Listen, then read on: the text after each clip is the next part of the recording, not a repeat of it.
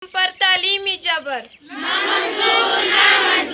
د خیبر پښتونخوا قبایلي سیمې جنوبي وزیرستان 2 چدانه جنکو د پرایمري ښوونځي زده کوونکو د خپلو غوښتنو په حق کې احتجاجي مظاهره کړې ده.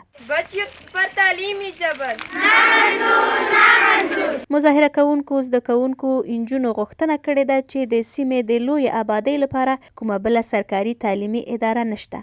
دوی غوښتنه کړې چې د ښوونځیو 400 زده کوونکو جنکو ته د کتابونه، فرنیچر او نورې تعلیمي اسانتیاوې ورکړل شي.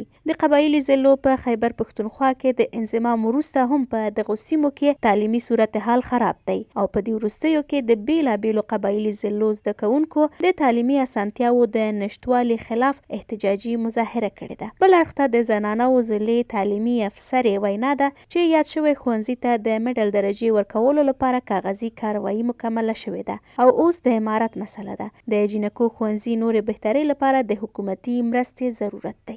له جنوبي وزیرستان څخه د وحدت نیوز همکار نورعلي وزیر سره نجیبه سباوون، وحدت نیوز، پېښور.